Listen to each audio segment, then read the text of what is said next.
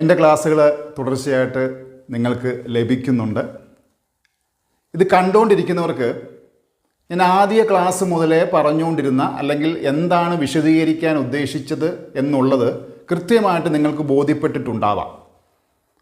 അതായത് ലൈഫ് എന്ന് പറയും, നമ്മുടെ ജീവിതം എന്ന് പറയുന്നത് വിൽപ്പനയാണ്. ഞാൻ അന്നും ഇന്നും എക്കാലത്തും ഈ ഒരു തോട്ടിലാണ് അടിസ്ഥാനമാക്കിയാണ് എൻ്റെ ക്ലാസ്സുകൾ ഞാൻ എടുക്കുവാനായിട്ട് ഉദ്ദേശിക്കുന്നത്. Life is all about sales. നമ്മുടെ ജീവിതം എന്ന് പറയുന്നത് ഒരു കൊടുക്കൽ വാങ്ങൽ പ്രക്രിയയാണ്. ഇറ്റ്സ് ഓൾ അബൌട്ട് സെയിൽസ്, വിൽപ്പനയാണ്. നമ്മൾ സാധാരണയായിട്ട് വിൽപ്പന എന്ന് പറയുമ്പോൾ വസ്തുവകകളോ അല്ലെങ്കിൽ കൈമാറ്റം, സാധാരണ രീതിയിലുള്ള കൈമാറ്റത്തെക്കുറിച്ചാണ് നമ്മൾ ചിന്തിക്കാറുള്ളൂ. എന്നാൽ യഥാർത്ഥത്തിൽ നമ്മുടെ എല്ലാവരുടെയും ജീവിതം എന്ന് പറയുന്നത് ഒരു എക്സ്ചേഞ്ച് പ്രക്രിയയിലൂടെയാണ് കടന്നു പോകുന്നത്. അത് പ്രപഞ്ചത്തിൻ്റെ അതേ മോഡലിൽ തന്നെയാണ്. നമ്മുടെ യൂണിവേഴ്സ് എന്നത് പറയുന്നത് പോലും ഒരു എക്സ്ചേഞ്ച് പ്രൊസീജിയറാണ്. അതിവിടെ വെളുപ്പച്ചെറുപ്പ് എന്നുള്ളതല്ല, എല്ലാവരും തമ്മിലൊരു ഹാർമോണി ക്രിയേറ്റ് ചെയ്യുന്നുണ്ട്. അപ്പോൾ ഇന്നത്തെ ഒരു ക്ലാസ് എന്ന് പറയുന്നത് നിങ്ങൾ സാധാരണയായിട്ട് കണ്ടുകൊണ്ടോ അല്ലെങ്കിൽ നിങ്ങളുടെ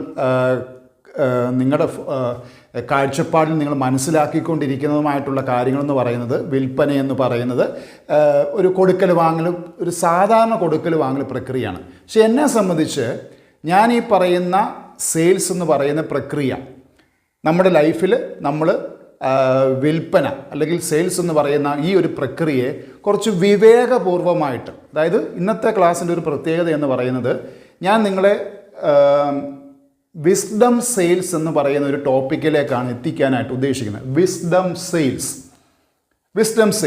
വിസ്ഡം എന്ന് പറയുന്നത് വിവേകപൂർവമായിട്ട് നമ്മൾ വിൽപ്പനയെ നമ്മൾ മനസ്സിലാക്കി എടുക്കുക എന്നുള്ളത്. അപ്പോൾ ഇതിനകത്ത് കുറേ ഘടകങ്ങളുണ്ട്. നമ്മൾ സാധാരണയായിട്ട് വിൽപ്പന എന്ന് പറയുന്നത് നമ്മൾ കുറേ ട്രിക്സ് അല്ലെങ്കിൽ കുറേ ടാക്ടിക്സ് അല്ലെങ്കിൽ കുറേ ടെക്നിക്കുകളൊക്കെയാണ് ഇതിനകത്ത് പഠിപ്പിക്കാറുള്ളത്.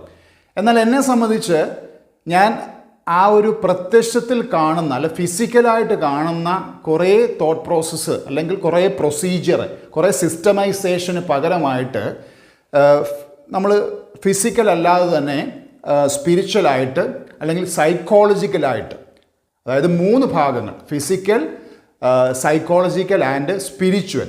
ആ സൈക്കോളജിക്കൽ എന്ന് പറയുമ്പോൾ ഇമോഷണലായിട്ടും പറയാറുണ്ട്. അപ്പോൾ ഈ 3 ഘടകങ്ങളെ അടിസ്ഥാനമാക്കിയാണ് യഥാർത്ഥത്തിൽ ഈ പറയുന്ന എക്സ്ചേഞ്ച് എന്ന് പറയുന്നൊരു പ്രക്രിയ വർക്കൗട്ടാണ്. അപ്പോൾ ഇതിനു വേണ്ടി നമ്മൾ തിരഞ്ഞെടുത്തിരിക്കുന്നത് വിവേകം അല്ലെ വിസ്ഡം തോട്ട്സിനാണ്. അപ്പോൾ ഇത് എങ്ങനെയാണ് വിസ്ഡം തോട്ട്സ് നമ്മളിലേക്ക് അല്ലെങ്കിൽ നമ്മളിലൂടെ പ്രവർത്തിക്കുന്നതെന്ന് നമ്മൾ മനസ്സിലാക്കണം. അതിന് ഞാൻ ആശ്രയിക്കുന്നത് നമ്മുടെ പരമ്പരാഗതമായിട്ടുള്ള നമ്മുടെ ഗ്രന്ഥങ്ങളെയാണ്.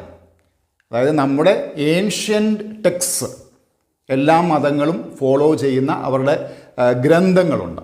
അതുകൂടാതെ തന്നെ നമുക്ക് വായിക്കുവാനായിട്ട് ലഭിക്കുന്ന ഒരുപാട് ഗ്രന്ഥങ്ങളുമുണ്ട്, പുസ്തകങ്ങളുണ്ട്. അപ്പോൾ ഈ പുസ്തകങ്ങളുടെ ആത്മാവിനെ നമ്മൾ കൂടുതൽ മനസ്സിലാക്കുമ്പോഴാണ് യഥാർത്ഥത്തിൽ ഈ പറയുന്ന എക്സ്ചേഞ്ച് എന്ന് പറയുന്ന പ്രക്രിയ വെറും ഒരു ഫിസിക്കൽ കൈമാറ്റത്തിനപ്പുറത്തോട്ട് കുറച്ച് ഇമോഷണലാണ്, കുറച്ച് സൈക്കോളജിക്കലാണ്, കുറച്ച് സ്പിരിച്വലാണ്.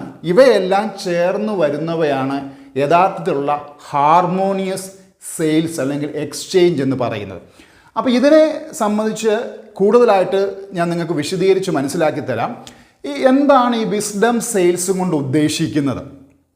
അപ്പം ഞാൻ നമ്മുടെ മതഗ്രന്ഥങ്ങൾ അത്യാവശ്യമായിട്ട് ഒരല്പം വായനയുള്ളത് കൊണ്ട്, വായന ആവശ്യമാണല്ലോ. ഈ സെയിൽസിനകത്ത് തീർച്ചയായിട്ടും പുസ്തകങ്ങൾ വായിക്കണം. നമ്മൾ ഇതുമായിട്ട് ബന്ധപ്പെട്ട് നിൽക്കുന്ന ആളുകളുടെ സംഭാഷണങ്ങൾ, അവരുടെ വീഡിയോകൾ, അവരുടെ പുസ്തകങ്ങൾ, അവരുടെ ആശയങ്ങൾ, അവരുടെ കോട്ട്സ്, എവിടൊക്കെ നമുക്ക് നമ്മളുമായിട്ട് നമ്മൾ ഇതിലേക്ക് ആ എക്സ്ചേഞ്ച് എന്ന് പറയുന്നൊരു പ്രക്രിയയാണ് നമ്മൾ മനസ്സിലാക്കി കഴിയുമ്പോൾ നമ്മൾ അതിൻ്റെ പിന്തുടർച്ച അല്ലെങ്കിൽ അതിന് തുടർന്നുള്ള കാര്യങ്ങളിലേക്ക് നമ്മൾ ചിന്തിക്കും.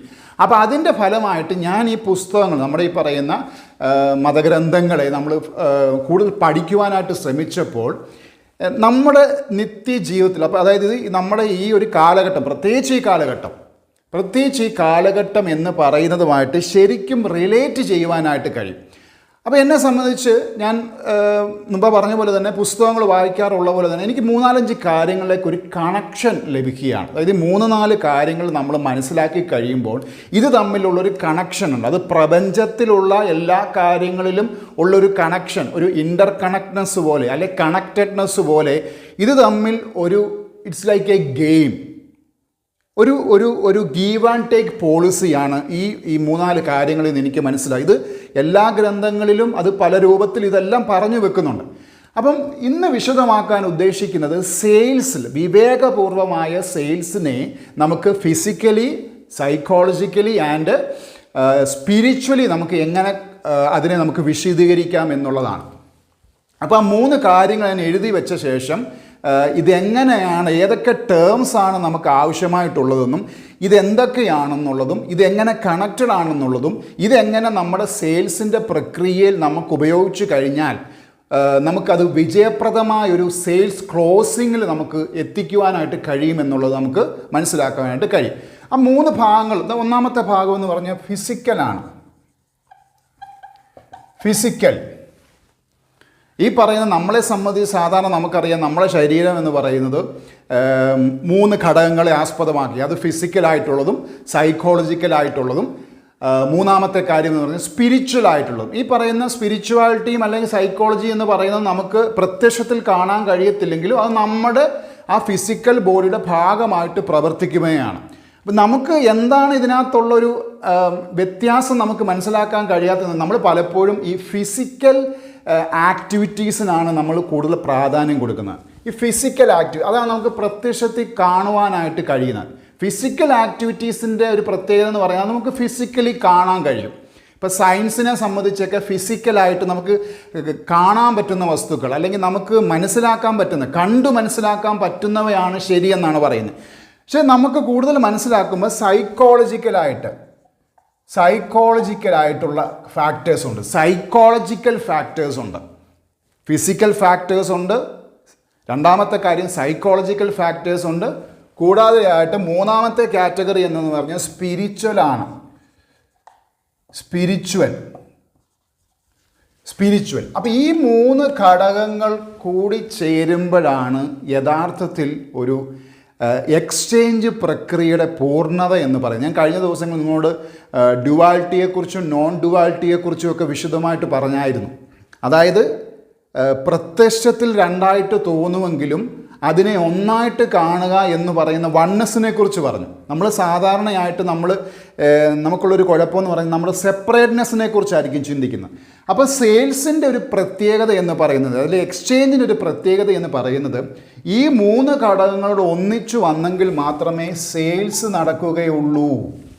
ഫിസിക്കലായിട്ടുള്ളത്, സൈക്കോളജിക്കലായിട്ടുള്ളത്, സ്പിരിച്വലായിട്ടുള്ള എക്സ്ചേഞ്ചിൻ്റെ പൂർണ്ണതയാണ് എന്തെന്ന് പറയുന്നത് കൃത്യമായിട്ട്, അല്ലെങ്കിൽ ഈ കാലഘട്ടത്തിന് ആവശ്യമായിട്ടുള്ള എക്സ്ചേഞ്ച് പ്രക്രിയയിലൂടെ നമുക്ക് കടന്നു പോകാനായിട്ട് കഴിയത്തുള്ളൂ. അപ്പോൾ സെയിൽസ് എന്ന് പറയുന്നത് ഒരു ഫിസിക്കൽ പ്രോഡക്റ്റ് വിൽക്കുക അല്ലെങ്കിൽ ഫിസിക്കൽ എക്സ്ചേഞ്ച്, 2 വ്യക്തികൾ തമ്മിലുള്ള ഫിസിക്കൽ പ്രോഡക്റ്റിൻ്റെ എക്സ്ചേഞ്ച് അല്ല. അവിടെ സൈക്കോളജിക്കൽ ആസ്പെക്ട്സ് ഉണ്ട്, അവിടെ സ്പിരിച്വലായിട്ട് അത് കാണുന്നവയും ഉണ്ട്, കാണാത്തവയും ചേരുന്നതാണ് എന്ത് സെയിൽസ് എന്ന് പറഞ്ഞ് എക്സ്ചേഞ്ച്. അപ്പം ഇത് മാത്രം പോരാ. നമുക്കൊരു സെയിൽസിനെ കുറിച്ച് അല്ലെങ്കിൽ നമുക്ക് എക്സ്ചേഞ്ച് പ്രക്രിയ മനസ്സിലാക്കണമെങ്കിൽ നമ്മൾ ഈ 3 കാര്യങ്ങൾ മാത്രം മനസ്സിലാക്കിയാൽ പോരാ. സാധാരണയായിട്ട് നിങ്ങൾ മുമ്പ് ഞാൻ പറഞ്ഞ പോലെ തന്നെ നമുക്ക് നിങ്ങൾ ഒരുപാട് സെയിൽസ് ഇഷ്ടപ്പെടുന്ന ഓരോ ബിസിനസ്സിലാണ് നിങ്ങളുടെ താല്പര്യമെങ്കിലോ നിങ്ങൾ കൂടുതൽ വീഡിയോസ് കാണുമ്പോഴും അതിൽ അടിസ്ഥാനപരമായിട്ട് നിങ്ങളിലൊരു മാറ്റം ഉണ്ടാക്കേണ്ടതിനെക്കുറിച്ച് അധികം വിശദീകരിക്കുന്ന വീഡിയോസൊക്കെ കുറവാണ്. എന്നാൽ യഥാർത്ഥത്തിൽ നമ്മളിൽ ആ ഒരു മാറ്റം ഉണ്ടെങ്കിൽ മാത്രമേ എന്ത് സംഭവിക്കത്തുള്ളൂ, നമുക്ക് മറ്റുള്ളവരിൽ ആ മാറ്റം കൊണ്ടുവരാനായിട്ട് കഴിയത്തുള്ളൂ. അവിടെയാണ് നമ്മൾ ഈ പറയുന്ന നമ്മുടെ ഏൻഷ്യൻ്റ് വിസ്ഡം ടെക്സ്റ്റിലും അല്ലെങ്കിൽ സോക്രട്ടീസ് പോലുള്ള മഹാന്മാരുടെ വാചകങ്ങളിൽ അല്ല അവർ വാക്കുകളിലൂടെ നോ ദൈ സെൽഫ് എന്നും, അല്ലെങ്കിൽ if you know your self you will know the universe എന്നും, if you know your self you will know gods എന്നുമുള്ള പല കണക്റ്റഡ് ആയിട്ടുള്ള കാര്യങ്ങളെക്കുറിച്ച് നമുക്ക് മനസ്സിലാക്കാനായിട്ട് കഴിയത്തുള്ളൂ. അപ്പം മുമ്പ് ഞാൻ പറഞ്ഞ പോലെ തന്നെ ഇതാണ് അതിൻ്റെ ഒരു ബേസിക് എന്ന് പറയുന്നത്. നമ്മളെ തന്നെ മനസ്സിലാക്കി എടുത്താൽ, അതായത് ഈ എക്സ്ചേഞ്ച് പ്രക്രിയയിൽ ഫിസിക്കൽ പ്രോഡക്ട്സിന് അപ്പുറത്തോട്ട് തന്നെ സൈക്കോളജിക്കൽ സ്പിരിച്വൽ ആസ്പെക്ട്സ് കൂടെ കണക്ട് ചെയ്ത് നമുക്കൊരു കമ്മ്യൂണിക്കേഷൻ അല്ലെങ്കിൽ ട്രേഡ് ബിറ്റ്വീൻ വേർഡ്സ് നടത്തുമ്പോഴാണ് എന്ത് സംഭവിക്കുന്നത്, ഈ എക്സ്ചേഞ്ച് പ്രക്രിയ ഒരു പരിപൂർണതയിൽ എത്തുവാനായിട്ട് കഴിയുന്നു. അവിടെ നമ്മൾ എന്ത് സംഭവിക്കുന്നു, നമുക്ക് ആ വ്യക്തികളുമായിട്ടൊരു റിലേഷൻഷിപ്പ് സ്ഥാപിക്കുവാനായിട്ട് കഴിയുന്നു. ആ റിലേഷൻഷിപ്പ് എന്ന് പറയുന്നതാണ് യഥാർത്ഥത്തിൽ എന്ത്, ശാശ്വതമായിട്ടുള്ള കാര്യമെന്ന് പറയുന്നത്. റിലേഷൻഷിപ്പാണ് ശാശ്വതം. അതായത് എന്താണ്, നമ്മളൊരു വ്യക്തിയുമായിട്ട് റിലേഷൻഷിപ്പ് സ്ഥാപിച്ചെടുത്തു കഴിഞ്ഞാൽ തീർച്ചയായിട്ടും എന്താണ്, അയാൾ അടുത്ത തവണയും നമ്മളിലേക്ക് തന്നെ അല്ല നമ്മളിൽ തന്നെ അത് പർച്ചേസ് ചെയ്യുവാനായിട്ട് അദ്ദേഹം മുതിരും. അവിടെയാണ് കൃത്യമായിട്ടുള്ള സെയിൽസ്. ഞാൻ പഠിപ്പിക്കാറുള്ളത്, ഞാൻ അല്ലെങ്കിൽ പറഞ്ഞു കൊടുക്കാറുള്ളതെന്ന് പറഞ്ഞത്, ഒരു തവണ ഒരു വ്യക്തി നമ്മളിലൂടെ കടന്നു പോകുമ്പോഴല്ല സെയിൽസ് നടക്കുന്നത്. ഒരു തവണ ആ വ്യക്തി നമ്മളിലൂടെ കടന്നു പോയ ശേഷം വീണ്ടും ആ വ്യക്തി നമ്മളിലേക്ക് തിരിച്ചു വരുമ്പോഴാണ് നമ്മുടെ ആദ്യത്തെ സെയിൽ സക്സസ് ആകുന്നത്. നമ്മുടെ ആദ്യത്തെ സെയിൽ എങ്ങനെ സക്സസ് ആകുന്നത്, ആ പറയുന്ന ആ ഒരു സർക്കിൾ പൂർത്തീകരിച്ച് നമ്മളിലേക്ക് ആ വ്യക്തി നമ്മളിലേക്ക് വന്നു, നമ്മളുമായിട്ട് ട്രേഡ് നടത്തുന്നു, എക്സ്ചേഞ്ച് നടത്തുന്നു, തിരിച്ച് അദ്ദേഹം ഭവനത്തിലേക്ക് പോയ ശേഷം മറ്റൊരു അടുത്ത ദിവസത്തിൽ ഇതേ ആൾ തന്നെ നമ്മളിലേക്ക് പുഞ്ചിരിയോടുകൂടി വരുമ്പോഴാണ് എന്ത് ചെയ്യുന്നത്, ആദ്യത്തെ ആ ഒരു സർക്കിളിന് കംപ്ലീറ്റ് ആകുന്നത്. നമ്മൾ പലപ്പോഴും നമ്മുടെ സെയിൽസിൻ്റെ പ്രക്രിയയിൽ നമുക്കറിയാൻ വൺ ടൈം പർച്ചേസിങ് നമ്മൾ ആഗ്രഹിക്കാറുള്ളൂ, അല്ലെങ്കിൽ നമ്മൾ നടത്താറുള്ളൂ. നമുക്കറിയത്തില്ല ഇതൊരു സൈക്ലിക് പ്രോസസ്സാണ്, ഇതൊരു കണക്റ്റഡ് പ്രോസസ്സാണ്, ഇതൊരു ഇൻ്റർ കണക്റ്റഡ് പ്രോസസ്സാണ്. അത് എന്താണോ യൂണിവേഴ്സിലുള്ളത് അതേ പ്രക്രിയ തന്നെയാണ് നമ്മളിലൂടെയും നമ്മൾ കൊണ്ടുവരേണ്ടതായിട്ടുള്ളത്. അപ്പം ഞാൻ ഇതിനെക്കുറിച്ച് കൂടുതലായിട്ട് മുമ്പ് പറഞ്ഞ പോലെ നമ്മുടെ ഏഷ്യൻ വിസ്ഡം ടെക്സ്റ്റിൽ നിന്ന് ലഭിച്ചിട്ടുള്ള കാര്യങ്ങൾ 4 ടേംസിനെ കുറിച്ച് പറയാം. ഈ 4 ടേംസ് ഇൻ്റർ കണക്റ്റഡ് ആണ്. ഇത് എല്ലാ ബുക്കുകളിലും വിശദീകരിച്ചിട്ടുണ്ട്. ആദ്യത്തെ ഒരു ടേം എന്ന് പറയുന്നത് ഇന്നോവേഷൻ ആണ്. ഇന്നോവേഷൻ, ഈ ആദ്യത്തെ ഒരു ടേം എന്ന് പറഞ്ഞ് ഇന്നോവേഷനാണ്. ഇത് നിങ്ങൾ വളരെയധികം ശ്രദ്ധയോടുകൂടി ശ്രദ്ധിച്ച് നിങ്ങൾക്ക് മനസ്സിലാക്കേണ്ട ഒരു കാര്യമെന്ന് പറയുന്നത് 4 ടേംസ്, വളരെയധികം കണക്റ്റഡ് ആയിട്ടുള്ള 4 ടേംസ് ഉണ്ട്. ഇത് മാത്രം പഠിച്ചു കഴിഞ്ഞാൽ, ഇത് അത്യാവശ്യം ഇത് നിങ്ങൾ മനസ്സിലാക്കി കഴിഞ്ഞാൽ, അത് പ്രാവർത്തികമാക്കി കഴിഞ്ഞാൽ ഈ പറയുന്ന എക്സ്ചേഞ്ച് പ്രക്രിയ കുറച്ചുകൂടെ ഫാസ്റ്റർ ആകും, കുറച്ചുകൂടെ വേഗത കൈവരിക്കും. നമ്മൾ ഈ നിൽക്കുന്ന അവസ്ഥയിൽ നിന്ന് കുറച്ചുകൂടെ എന്ത് ചെയ്യാം, അതിന് വേഗത കൊണ്ടുവരാനായിട്ട് കഴിയും. അപ്പോൾ ഈ പറയുന്ന 4 ടേംസിനെ ഒന്ന് ഞാൻ വിശദമാക്കി ആ ടേംസ് നിങ്ങളെ പഠിപ്പിച്ച ശേഷം കൂടുതലായിട്ട് അത് എന്താണെന്നുള്ളത് നിങ്ങൾക്ക് മനസ്സിലാക്കി തരാം. അപ്പോഴേ എന്താകത്തുള്ളൂ, നിങ്ങളെ സംബന്ധിച്ച് നിങ്ങൾക്ക് കാര്യങ്ങൾ മനസ്സിലാക്കുവാനായിട്ട് കഴിയത്തുള്ളൂ. ഓക്കെ, ഒന്നാമത്തെ ടേം മുമ്പ് ഞാൻ എഴുതിയ ആ ടേം ഒന്നുകൂടെ എഴുതിയ ശേഷം അതിനെപ്പറ്റി വിശദീകരിച്ച് പറയാം. ഒന്നാമത്തെ ടേം എന്ന് പറഞ്ഞത് ഇന്നോവേഷൻ. ഇന്നോവേഷൻ, അത് നവീകരണം. നിങ്ങൾക്ക് ഇത് വളരെ പരിചിതമായൊരു ടേമാണ്, നവീകരണം. പലപ്പോഴും ഈ മതപരമായിട്ടുള്ള റിലീജിയസ് പരമായിട്ടുള്ള 16-17 നൂറ്റാണ്ടിലൊക്കെ നവീകരണങ്ങളെക്കുറിച്ച് നമ്മൾ കേട്ടു, മതപരമായ നവീകരണങ്ങളെക്കുറിച്ച് കേട്ടിട്ടുണ്ട്. മതപരമായ നവീകരണത്തെ പോലെ തന്നെ വളരെ പ്രധാനപ്പെട്ട ഈ ഒരു കാലഘട്ടത്തിൽ 21-ാം നൂറ്റാണ്ടിൻ്റെ ആ ആദ്യ തുടക്കം മുതൽ, പ്രത്യേകിച്ച് ടെക്നോളജി കൂടുതലായിട്ടും നമ്മളിലേക്ക് വന്നു തുടങ്ങിയ ആ കാലഘട്ടം മുതലാണ് യഥാർത്ഥത്തിൽ ഈ പറയുന്ന ഇന്നോവേഷൻ്റെ പ്രാധാന്യം കൂടുന്നത്. ഞാൻ പറഞ്ഞ മുമ്പ് 16-17 നൂറ്റാണ്ടിൽ മതങ്ങളിലാണ് ആ ഇന്നോവേഷൻ, നവീകരണം എന്ന് പറയുന്ന പ്രക്രിയയുടെ തുടക്കം എന്ന് പറയുന്നത്. പിന്നീട് നമുക്കറിയാം ടെക്നോളജി, അല്ലെങ്കിൽ ഈ പറയുന്ന ബ്രിട്ടനിലൊക്കെ ഉണ്ടായിട്ടുള്ള യന്ത്രങ്ങളുടെ കണ്ടുപിടുത്തത്തോടു കൂടി കുറച്ചുകൂടെ ഫാസ്റ്ററാണ്. അപ്പോൾ ഒന്നാമത്തെ ഒരു ടേം നമ്മൾ മനസ്സിലാക്കി, ഇത് ഞാൻ പിന്നീട് വിശദീകരിച്ച് പറഞ്ഞുതരാം. ഒന്നാമത്തെ ടേം എന്ന് പറയുന്നത് ഇസ് ഓൾ അബൌട്ട് ഇന്നോവേഷൻ, നവീകരണം എന്ന് പറയുന്നു. ഓക്കെ, രണ്ടാമത്തെ ടേം എന്ന് പറയുന്നത് ഇൻവേർഷൻ. ഒന്നാമത്തെ ടേം ഞാൻ പറഞ്ഞു, ഇറ്റ് ഈസ് ഇന്നോവേഷൻ, നവീകരണം എന്ന് പറയുന്നു. രണ്ടാമത്തെ ടേം എന്ന് പറഞ്ഞ് ഇൻവേർഷൻ. എന്താണ് ഇൻവേർഷൻ? വിപരീതം, ജസ്റ്റ് ഓപ്പോസിറ്റ്. നവീകരണം എന്ന് പറയുന്നത്, ഇന്നോവേഷൻ എന്ന് പറഞ്ഞത് പുതുമകൾ കൊണ്ടുവരുന്നതിനാണ് നവീകരണം എന്ന് പറയുന്നത്. രണ്ടാമത്തെ ടേം എന്ന് പറഞ്ഞത് ഇൻവേർഷൻ എന്ന് പറയും. ഇൻവേർഷൻ, അപ്പോൾ ഈ നവീകരണത്തിൻ്റെ ഒരു പ്രത്യേകത എന്താണ്? നവീകരണം എന്ന് പറഞ്ഞാൽ പുതിയ ആശയങ്ങളാണ്, പുതിയ ആശയങ്ങൾ, പുതിയ പുതിയ ഐഡിയാസ്. ആ ഐഡിയാസിൻ്റെ വിപുലീകരണമാണ് അടുത്ത സ്റ്റേജിലോട്ട് നമ്മൾ കടക്കുമ്പോൾ. നമ്മൾ ബിസിനസ്സുകാരെ സംബന്ധിച്ചും നമ്മൾ സെയിൽസിൽ നിൽക്കുന്നവരെ സംബന്ധിച്ചാണെങ്കിലും 21-ാം നൂറ്റാണ്ടിൻ്റെ പ്രത്യേകത എന്ന് പറയുന്നത് നമ്മൾ പ്രവചനാതീതമാണ്. കാര്യങ്ങൾ പ്രവചനാതീതമാണ്.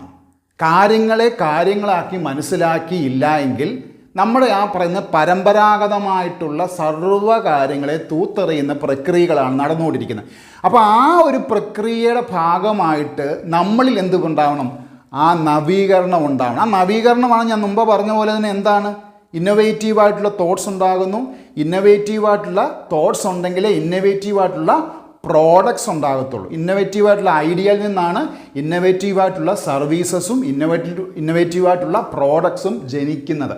ഓക്കെ, ഇൻവേർഷൻ എന്ന് പറയുന്നത് ഞാൻ ഈ അടുത്ത കാലത്താണ് കൂടുതലായിട്ടും ഇതിനെക്കുറിച്ച് മനസ്സിലാക്കാനായിട്ട് ശ്രമിച്ചത്. എനിക്ക് പലപ്പോഴും ഈ ടേമിൽ ഞാൻ എത്തിയിട്ടില്ല എങ്കിലും എന്നെ ഹോണ്ട് ചെയ്തിട്ടുള്ള പലപ്പോഴും ചിന്തകളിലൂടെ ഇതെന്താണ് ഈ പുസ്തകങ്ങളൊക്കെ വായിക്കുമ്പോൾ ഇത് നമുക്ക് സാധാരണ ആൾക്കാർക്ക് മനസ്സിലാവാത്തൊരു തോട്ട് പ്രോസസ്സാണ് ഇൻവേർഷൻ, വിപരീതം എന്ന് പറയുന്നത്. അതൊരു സ്ട്രെയിറ്റ് ഫോർവേഡ് അല്ല ഇത്. അതായത് നമ്മുടെ വാരൻ ബഫറ്റിൻ്റെ കമ്പനിയുടെ വൈസ് ചെയർമാനായിരുന്ന ചാർലി മൊങ്കർ അല്ലെങ്കിൽ എലോൺ മസ്ക് ഇങ്ങനെയുള്ളവരുടെ കോഡ്സ് അല്ലെങ്കിൽ അവരിൽ നിന്നാണ് ഞാൻ ഇത് കൂടുതലായിട്ട് മനസ്സിലാക്കി. പക്ഷേ യഥാർത്ഥത്തിൽ ഇതെന്താണ്? നമ്മുടെ എല്ലാ മതഗ്രന്ഥങ്ങളിലും ഇത് വളരെ സ്പെസിഫിക് ആയിട്ട് പറയുന്നുണ്ട്. എന്താണ് ഈ പറയുന്ന ഇൻവേർഷൻ, വിപരീതം അല്ലെങ്കിൽ എന്ന് പറയുന്നത്? അതായത് ഈ ഒരു തോട്ട് പ്രോസസ്സിൻ്റെ ഒരു പ്രത്യേകത എന്താണെന്ന് വെച്ച് കഴിഞ്ഞാൽ, ഫോർ എക്സാമ്പിൾ, ഇത് നമ്മൾ എന്താണോ ചിന്തിക്കുന്നത്, നമ്മൾ പോസിറ്റീവായിട്ട് ചിന്തിക്കുന്നതിന് പകരമായിട്ട് നെഗറ്റീവായിട്ടുള്ള കാര്യങ്ങൾ നമ്മൾ എഴുതിയെടുക്കുക. നമ്മൾ ഫോർ എക്സാമ്പിൾ, എനിക്കൊരു ധനികനാകണമെന്നാണ് അതിൻ്റെ ആഗ്രഹം എന്ന് വിചാരിക്കുക. എനിക്കൊരു ധനികനാണോന്ന് ആഗ്രഹിക്കുക. ധനികനാണെങ്കിൽ ആഗ്രഹിക്കേണ്ട കാര്യമില്ല. എന്തുണ്ടാവണം? ഈ തോട്ടിൽ ഈ പറയുന്ന ഇൻവേർഷൻ എന്ന് പറയുന്ന തോട്ട് പ്രോസസ്സിനെ ഫോളോ ചെയ്യുന്നതിനെ സംബന്ധിച്ച് അവരെന്ത് ചെയ്യും? ഞാനൊരു ദരിദ്രനാവണമെന്ന് ആഗ്രഹിക്കുന്നു. ദരിദ്രനാവണമെന്ന് ആഗ്രഹിച്ച ശേഷം അവരെന്ത് ചെയ്യുന്നു? ആകുമ്പോൾ എന്തൊക്കെ കാര്യങ്ങളാണ് ഉണ്ടാവാൻ സാധ്യതയുള്ളൂ? ഞാനൊരു ദരിദ്രനാണ്, എനിക്ക് പണക്കാരനാണോന്നാണ് ആഗ്രഹം. ഈ പറയുന്ന ഇൻവേർഷൻ എന്ന് പറയുന്ന തോട്ട് പ്രോസസ്സിനെ കുറിച്ച് ചിന്തിക്കുന്നവർ എന്ത് ചെയ്യുന്നുണ്ട്? അവരിതിൻ്റെ ഓപ്പോസിറ്റ് ചിന്തിക്കും. ഞാനൊരു ദരിദ്രനാണ് എങ്കിൽ എന്തൊക്കെ കാര്യങ്ങൾ എന്നിലുണ്ടാവും അത് അവരെഴുതി വെക്കും. 1 2 3 4 ഞാൻ ദരിദ്രനാവുന്നുണ്ടെങ്കിൽ എനിക്ക് ധനം ഉണ്ടാവത്തില്ല, എനിക്ക് വസ്തുവകൾ വാങ്ങുവാൻ കഴിയത്തില്ല, എനിക്ക് ഫ്രീഡം ഉണ്ടാവത്തില്ല. അപ്പോൾ ഇങ്ങനെ പല പല പല പല പല കാര്യങ്ങൾ എഴുതി വെക്കുമ്പോൾ എന്ത് സംഭവിക്കുന്നു? ഇത് മുഴുവനും എനിക്ക് വേണ്ട. ഇതിൽ നിന്ന് ഏതൊക്കെ ഞാൻ മാറ്റിയെടുക്കാം, എന്നിൽ ഉണ്ടാവരുത്, അതിൽ നിന്നാണ് എന്ത് ചെയ്യുന്നത്? അവരാ പറഞ്ഞ റിച്ച്നെസ്സിലോട്ട് പോകുന്നത്. ഒന്നുകൂടെ വിശദമായിട്ട് പറഞ്ഞു തന്നാൽ, ഇൻവേർഷൻ എന്ന് പറയുന്ന പ്രക്രിയ, അത് ബൈബിളിൽ ഒരു വാചകം നിങ്ങൾക്ക് ഞാൻ പറഞ്ഞു തരാം. യേശുക്രിസ്തുവിൻ്റെ ഒരു തോട്ട് പ്രോസസ്സ് ഉണ്ട്. നിന്നെപ്പോലെ നിൻ്റെ അയൽക്കാരനെ സ്നേഹിക്കുക. നിന്നെപ്പോലെ നിൻ്റെ അയൽക്കാരനെ സ്നേഹിക്കുക എന്ന് പറയുന്ന ആ ഒരു ചിന്ത വർക്കൗട്ട് ആവണമെങ്കിൽ മറ്റൊരു വാചകമുണ്ട്. എന്താണ്? The kingdom of God is within you. അതായത് ദൈവരാജ്യം എന്ന് പറയുന്നത് നിൻ്റെ ഹൃദയത്തിലാണ്, നിൻ്റെ ഉള്ളിലാണ്. അതാണ് ഇൻവേർഷൻ എന്ന് പറയുന്നത്. ഇത് മനസ്സിലാക്കി എടുത്തെങ്കിൽ മാത്രമേ എന്ത് ചെയ്യത്തുള്ളൂ? രണ്ടാമത് പറഞ്ഞിട്ടുള്ള മറ്റുള്ളവരെ നിന്നെ പോലെ സ്നേഹിക്കുവാനായിട്ട് കഴിയത്തുള്ളൂ. അതായത് സ്വർഗരാജ്യം എൻ്റെ ഉള്ളിലാണെന്നുള്ള കാര്യം ഞാൻ മനസ്സിലാക്കി, ഞാൻ എന്നിൽ ആ മാറ്റങ്ങൾ കൊണ്ടുവരുമ്പോൾ എന്ത് സംഭവിക്കുന്നു? അത് പുറമേ മറ്റുള്ളവരിൽ പ്രകടമാകുന്നു. ഇതാണ് എല്ലാ ഗ്രന്ഥങ്ങളിൽ പല രീതിയിൽ പറഞ്ഞിട്ടുണ്ട്. ഞാൻ ഒരു ഉദാഹരണമായിട്ട് ഇപ്പം പറഞ്ഞു. അപ്പോൾ ഇൻവേർഷൻ എന്ന് പറയുന്നത് എന്താണോ നമുക്ക് ആഗ്രഹമുള്ളത് അതിൻ്റെ ഓപ്പോസിറ്റ് നമ്മൾ ചിന്തിച്ച് അത് നമ്മളിൽ ഉണ്ടാവരുതെന്ന് ആഗ്രഹിക്കുന്നതാണ് ഇൻവേർഷൻ. ഓക്കെ, മൂന്നാമത്തെ കാര്യമെന്ന് പറയുന്നത് വളരെ പ്രധാനപ്പെട്ടാണ് ഡിസ്റപ്ഷൻ. ഈ വാക്ക് പലപ്പോഴും നിങ്ങൾ കേട്ടിട്ടുണ്ടായിരിക്കുക. ഡിസ്റപ്ഷൻ എന്ന് പറയുന്നത് അത് തകർക്കുക. ഡിസ്റപ്ഷൻ ഈ വാക്ക് നിങ്ങൾക്ക് ഫിലോസഫിക്കലായിട്ട് അല്ലെങ്കിൽ നിങ്ങൾക്ക് നമ്മുടെ ഗ്രന്ഥങ്ങളിലൊക്കെ ഇതിൻ്റെയൊക്കെ കൂടുതൽ വിശദീകരണം പല വേർഡ്സിലൊക്കെ ഉണ്ട്. ഇത് ഞാൻ വിശദീകരിച്ച് പറഞ്ഞുതരാം. അപ്പോൾ ഒന്നാമത്തെ കാര്യം നിങ്ങൾക്ക് മനസ്സിലായെന്ന് വിചാരിക്കുന്നു. ഇന്നൊവേഷൻ എന്ന് പറയുന്നത് നവീകരണമാണ്, മാറ്റങ്ങളാണ്, പുതിയ ആശയങ്ങളാണ്, പുതിയ ചിന്തകളാണ്. അതിൻ്റെ ഫലമായിട്ട് എന്താണ് അടുത്ത രണ്ടാമത്തെ ഘട്ടത്തിലോട്ട് കിടക്കുന്നതാണ് ഇൻവേർഷൻ. അതായത് എന്താണോ ആഗ്രഹിക്കുന്നത് അതിൻ്റെ ഓപ്പോസിറ്റ് നമ്മൾ സോർട്ട് ചെയ്ത ശേഷം നമ്മൾ ആദ്യത്തെ കാര്യത്തിലേക്ക് എത്തിച്ചേരാണ്ട് ശ്രമിക്കുന്നു. അതാണ് പറയുന്നത് ഇൻവേർഷൻ. മൂന്നാമത്തെ ഭാഗം വന്ന് ഡിസ്റപ്ഷൻ, പരിപൂർണമായിട്ടും തകർക്കുക. അതായത് നമ്മളിപ്പം ട്രഡീഷണലായിട്ട് ഫോളോ ചെയ്യുന്ന എല്ലാ കാര്യങ്ങളെ തകർത്തെറിയുക, അല്ലെങ്കിൽ അതിനെ പരിപൂർണമായിട്ടും മറക്കുക. എങ്കിൽ മാത്രമേ എന്തുണ്ടാവത്തുള്ളൂ? ഗ്രോത്ത് ഉണ്ടാവത്തുള്ളൂ. നമ്മുടെ കാലഘട്ടത്തിൽ പ്രത്യേകിച്ച് നിങ്ങൾക്കറിയാം, കമ്പ്യൂട്ടർ മുതൽ സർവ്വ ടെക്നോളജികളും, അല്ലെങ്കിൽ മൊബൈൽ ഫോൺ ടെക്നോളജി, അല്ലെങ്കിൽ ഈ കാലഘട്ടം അനുസരിച്ചുള്ള എന്തൊക്കെ നമ്മുടെ റിയാലിറ്റീസും വിർച്വൽ റിയാലിറ്റീസ് പോലുള്ള, അല്ലെങ്കിൽ ബിറ്റ് കോയിൻ പോലുള്ള സർവ്വതും, അതൊക്കെ പുതിയ പുതിയ ആശയങ്ങൾ. അത് ട്രഡീഷണൽ ആയിട്ടുള്ള സർവ്വതിനെ തകർത്തുകൊണ്ട്, അതിന് പ്രത്യേകിച്ച് നോട്ടമൊന്നുമില്ല, ആളും തരവും നോട്ടമൊന്നുമില്ല, സർവ്വതിനെ തകർത്ത് തരിപ്പണമാക്കി ഒരു സുനാമി പോലെ വലിച്ചു കൊണ്ടുപോകും, നശിപ്പിച്ചു കൊണ്ടുപോകും, പുതിയ ആശയത്തിലോട്ട് കൊണ്ടുവരാനായിട്ട്.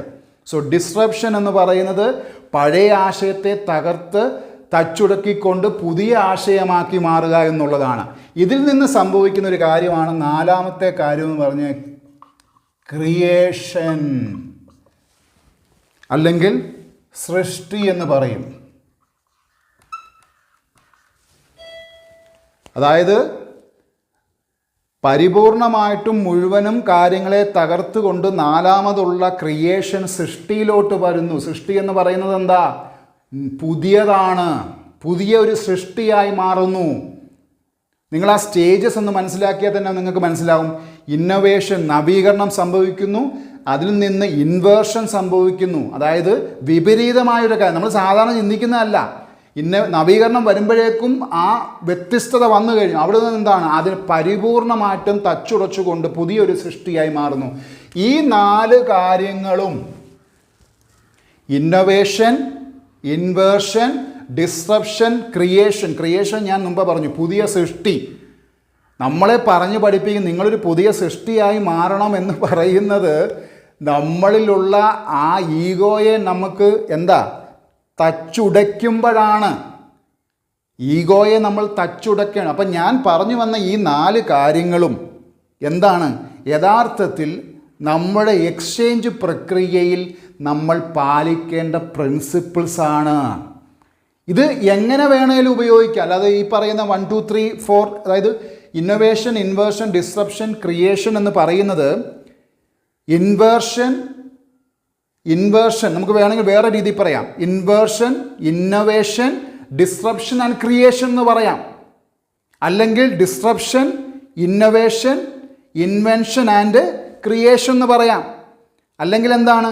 Creation, innovation, invention and disruption. ഇതിനെ എങ്ങനെ വേണേലും കൊണ്ടുപോയാലും വി വിൽ ഗെറ്റ് ന്യൂ, പുതിയത്.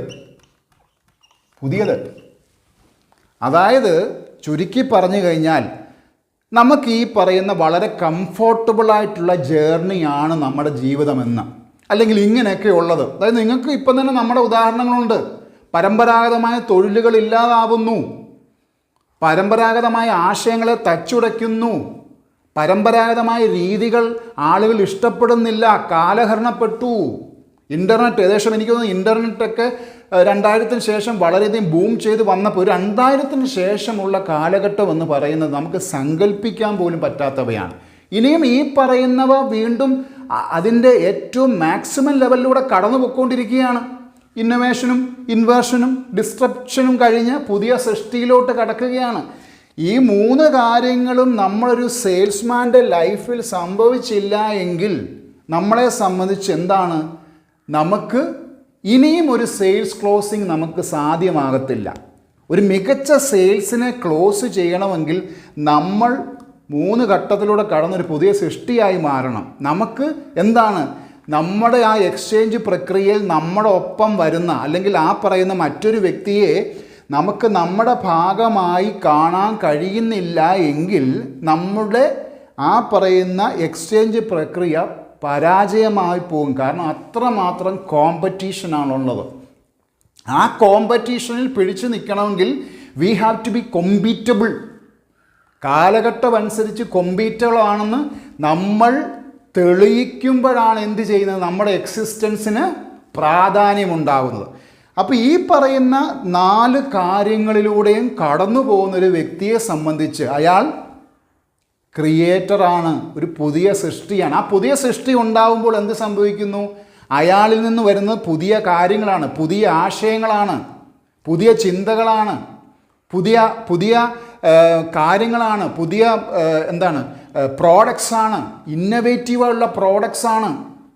അയാളുടെ സൗഹൃദ വലയം എന്ന് പറയുന്നത് പുതിയ ഒരു ടീമിനെ ആയിരിക്കും അയാളിലേക്ക്, അല്ലെങ്കിൽ അയാളൊരു പുതിയ ടീമുമായിട്ട് കണക്റ്റഡ് ആകും.